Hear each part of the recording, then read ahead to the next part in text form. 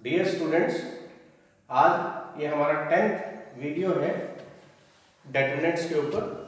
इस वीडियो में हम लोग एक्सरसाइज 4.6 के कुछ क्वेश्चन डिस्कस करेंगे। सबसे पहले हम एक्सरसाइज के क्वेश्चन 1 to 6 को डिस्कस करेंगे।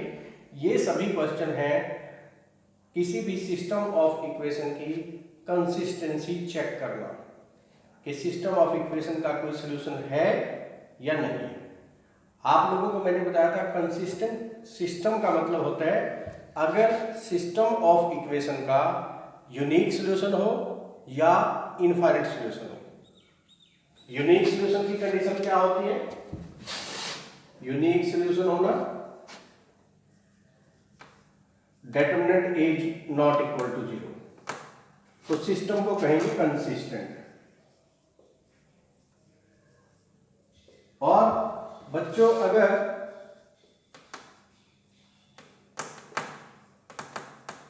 Adjoint A equal to B आ जाए और वो 0 हो तब भी हम लोग सिस्टम को कहेंगे कंसिस्टेंट। इन दो सिचुएशन में system of equation is set to be consistent. और इनकंसिस्टेंट कब बोलेंगे?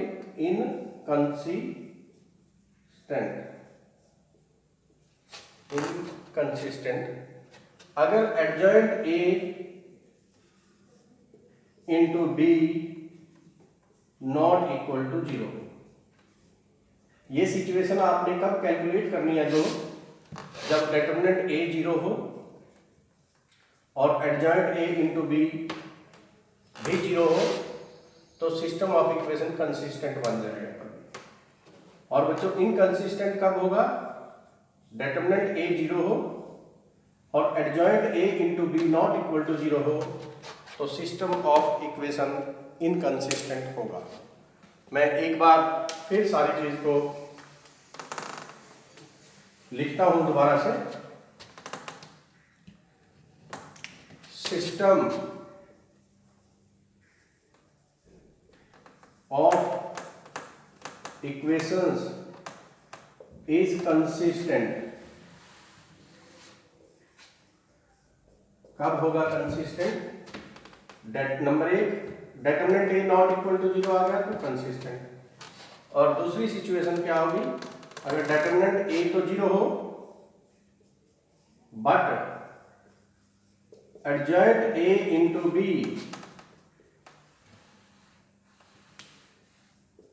भी 0, इन दोनों सिचुएशन में सिस्टम कंसिस्टेंट होगा। और इनकंसिस्टेंट कब होगा? इनकंसिस्टेंट डेटर्मिनेंट ए 0 हो और adjoint A into B not equal to 0। मतलब हमें इन सब क्वेश्चन में डेटर्मिनेंट ए सबसे पहले कैलकुलेट करना है। और अगर डेटर्मिनेंट ए 0 आ गया तो फिर एडजॉइंट ए इंटू बी, नहीं तो डेटर्मिनेंट ए के बेसिस पे हम लोग डिक्लेयर कर देंगे। बच्चों मैं आप लोगों को एक्सरसाइज का सेकंड क्वेश्चन डिस्कस करता हूं।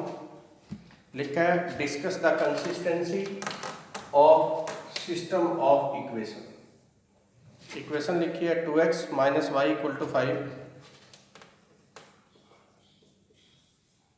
और सेकंड इक्वेशन है x + y = 4। इन इक्वेशन के सिस्टम ऑफ इक्वेशन को हमने चेक करना है ये कंसिस्टेंट है या नहीं। सॉल्यूशन तरीका क्या होता है बेटे कंसिस्टेंट चेक करने का?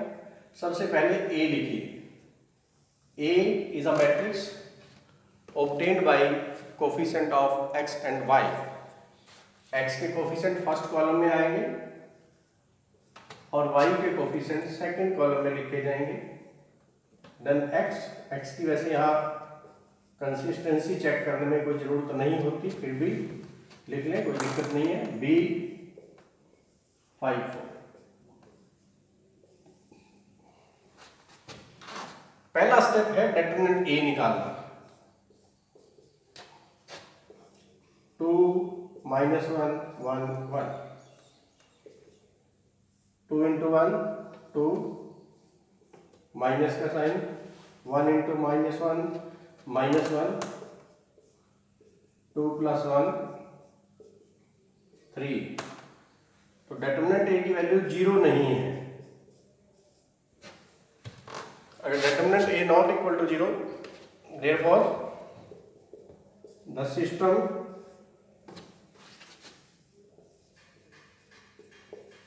of equations has a unique solution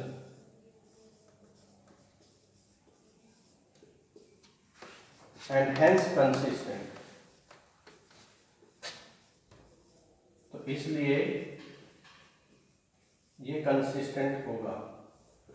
क्यों कंसिस्टेंट होगा? सॉल्यूशन है।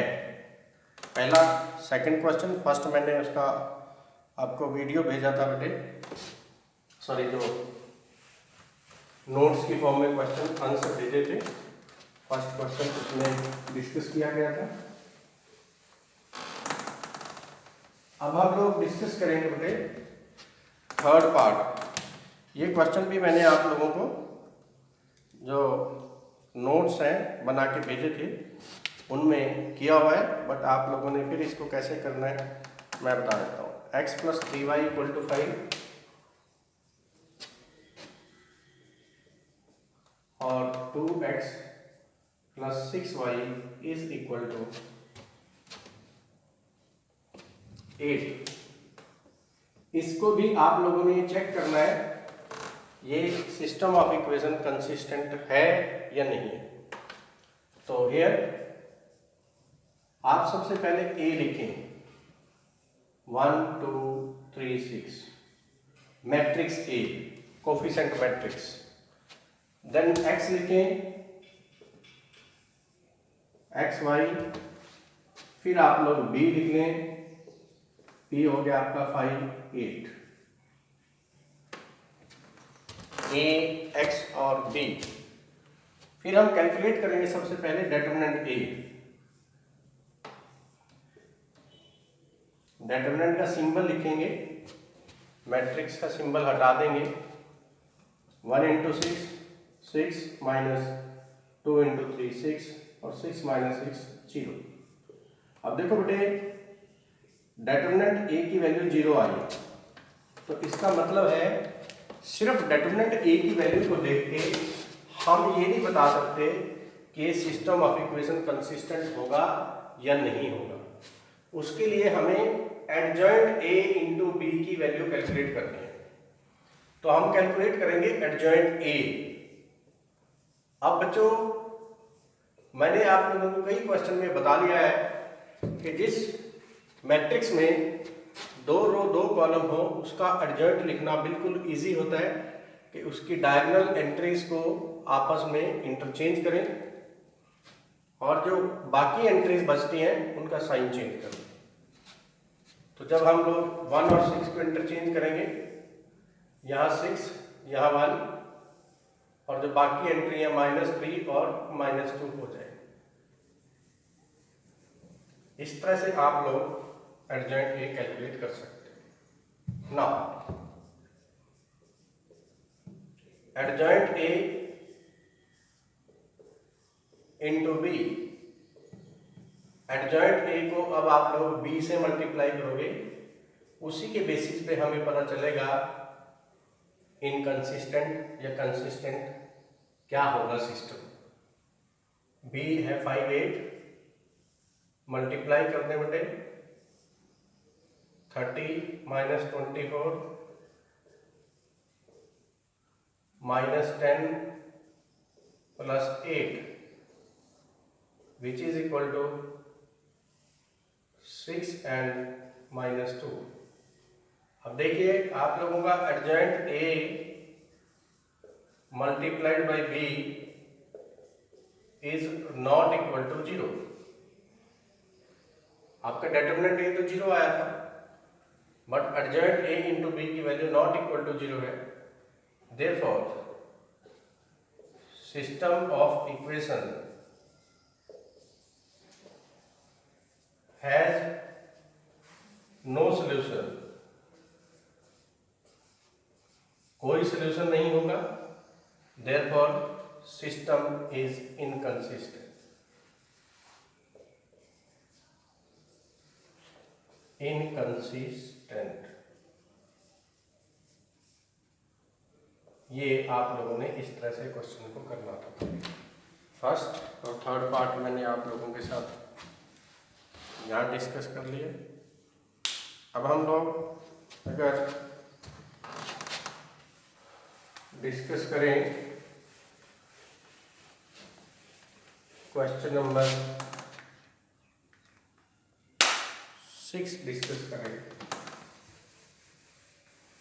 4 भी कर सकते हैं, तो 6 करेंगे पहले। उसमें न्यूमेरिकल वैल्यूज हैं, इजी रहेगा आप लोगों को समझना।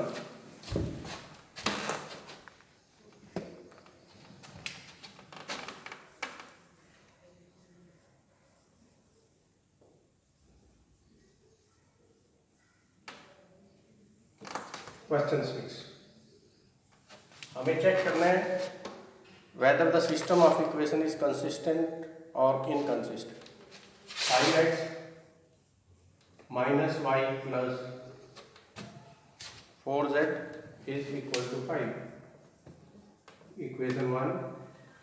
Second equation है 2x plus 3y plus 5z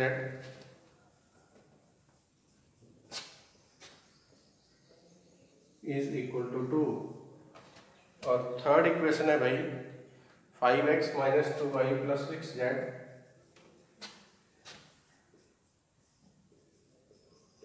equal to -1।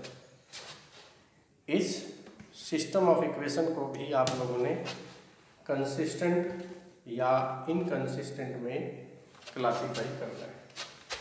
Here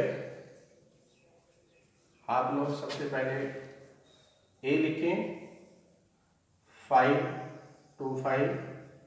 पहला कॉलम x के साथ जो नंबर मल्टीप्लाइड है x को हटा दो, और x के साथ जो नंबर मल्टीप्लाइड है उनसे कॉलम फर्स्ट बन जाएगा। सेकंड कॉलम कैसे बनेगा, y हटा दो सारे, या y हटा दोगे तो यहाँ -1, यहाँ 3 बचेगा और यहाँ -2। कोफिशिएंट ऑफ y से लिखा सेकंड कॉलम, और third column coefficient of z से लिखा जाएगा।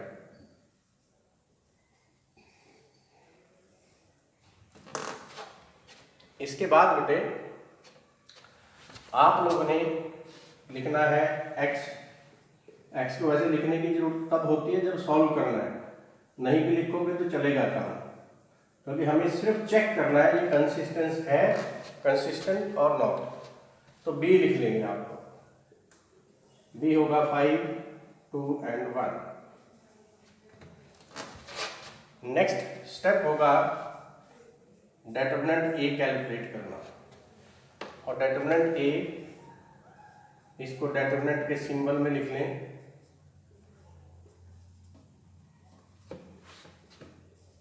और बेटे फर्स्ट रो को यूज करके एक्सपेंड करें।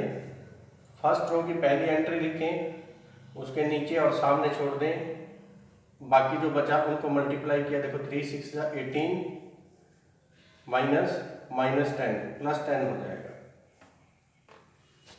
फिर नेक्स्ट एलिमेंट लिखें, साइन चेंज करके लिखना होता है, बट -1 लिखा है तो आप लोग +1 करके लिखेंगे।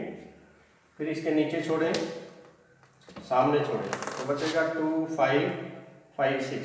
2 × 6 पहले मल्टीप्लाई कर लें 12, फिर माइनस का साइन, 5 को 5 से मल्टीप्लाई कर दें 25 +4 4 के नीचे और सामने छोड़ दें। 2 को -2 से करोगे -4, 5 को 3 से करोगे -15। अब इसको बेटे यहाँ लिखूंगा 5 × 28 +1 × -13 +4 × -19।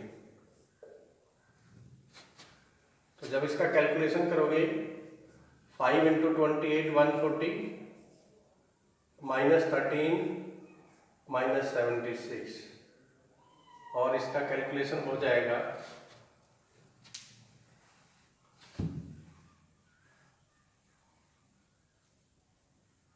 8 इसका कैलकुलेशन क्या होगा बेटे, 140 minus 89 it is equal to 51 not equal to 0। अब देखो इसकी वैल्यू 0 नहीं है, अगर ये 0 नहीं है तो इसी के बेसिस पे हम लोग डिक्लेयर कर देंगे determinant A not equal to 0, therefore the system of equation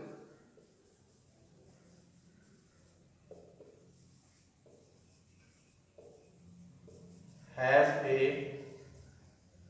unique solution,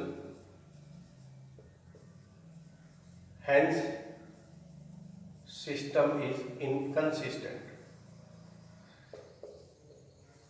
क्यों कंसिस्टेंट है? क्योंकि यूनिक सॉल्यूशन है। इनफाइनाइट सॉल्यूशन हो तब भी कंसिस्टेंट, काम खत्म, यहीं पे क्वेश्चन खत्म हो जाएगा। इसी एक्सरसाइज का क्वेश्चन 4 बचा है, वो भी मैं बता देता हूँ आप लोगों को। क्वेश्चन 4, अब इसमें जो कोफिशिएंट्स है वो ए की फॉर्म में लिखे हैं, बच्चे जल्दी वहाँ कंफ्यूज हो जाते हैं।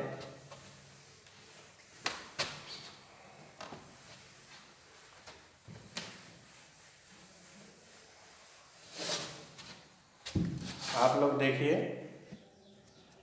Question 4, x plus y plus z equal to 1,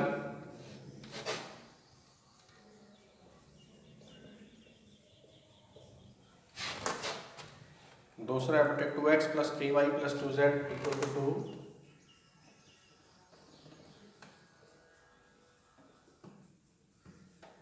और तीसरी इक्वेशन है ax प्लस ay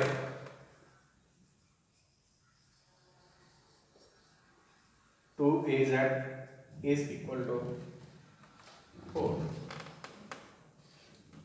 ये सिस्टम ऑफ इक्वेशन को भी हमने कंसिस्टेंट और इनकंसिस्टेंट चेक करना है।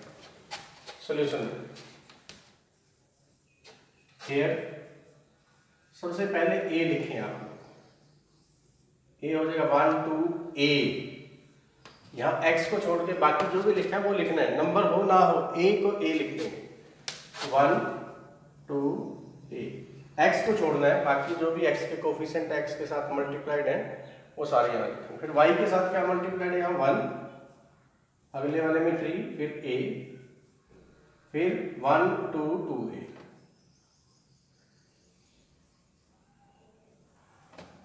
और फिर बेटे लिखेंगे आप लोग b, x इसमें लिखने की जरूरत नहीं है क्योंकि हमें सिर्फ चेक करना है ये कंसिस्टेंट है ये कंसिस्टेंट नहीं। डिटरमिनेंट ऑफ a सबसे पहले कैलकुलेट किया जाता है, डिटरमिनेंट a, इसी के बेसिस पे हमें पता चलेगा ये कंसिस्टेंट होगा या नहीं। 1 1 1 2 3 2 a a 2 a, एक्सपेंड कर दो इसको सीधा, कोई बात नहीं। फर्स्ट रो से एक्सपेंड करेंगे, 1 लिखें, 1 को छोड़ दिया, नीचे छोड़ दिया, सामने छोड़ दिया, 3 2 6 a माइनस 2a। फिर अगले वाले 1 का साइन चेंज करके लिखना है -1, फिर -1 के नीचे छोड़ा, सामने छोड़ा, 2 into 2a 4a minus 2a। फिर अगला एलिमेंट लिखा 1 प्लस 1 इंटू, नीचे छोड़ा, सामने छोड़ा, 2a माइनस 3a।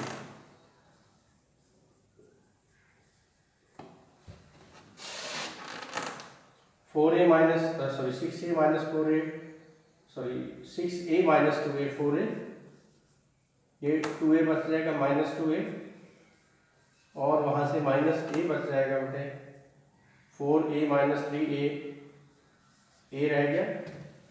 अब ये a इक्वल टू 0 है या नहीं है?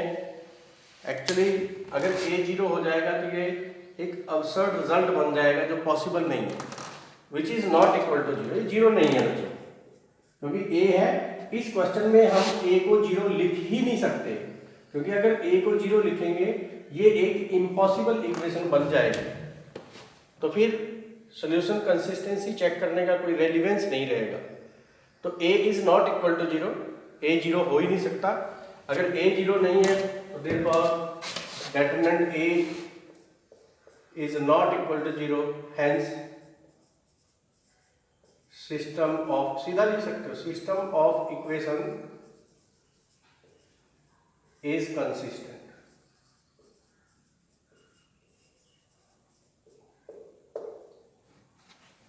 आप लोग नोट करेंगे।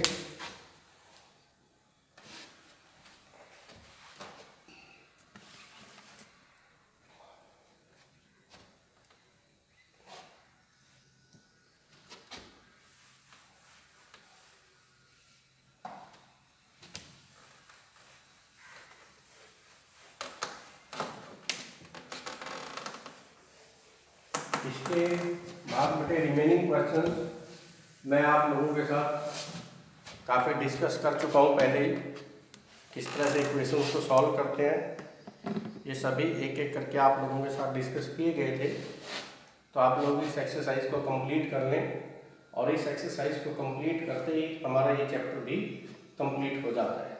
अच्छी तरह से इस चैप्टर को करें, बहुत अच्छा वेटेज है इसका एग्ज़ाम में, और बहुत ईजी भी है बाकी चैप्टर्स के कंपैरेटिवली। तो इस एक्सरसाइज में से जो हमने लास्ट में डिस्कस की है, मैक्सिमम ईयर्स में 6 मार्क्स क्वेश्चन आता है। तो सो एक एक क्वेश्चन आप लोग बेसिक उसका आप लोगों को, मैंने यहाँ भी किया है उसको, आपको सोल्यूशन उसका मिल गया होगा। फिर भी इन क्वेश्चन को आप कॉपी बंद करके स्टेटमेंट लिख के खुद करने की ट्राई करें।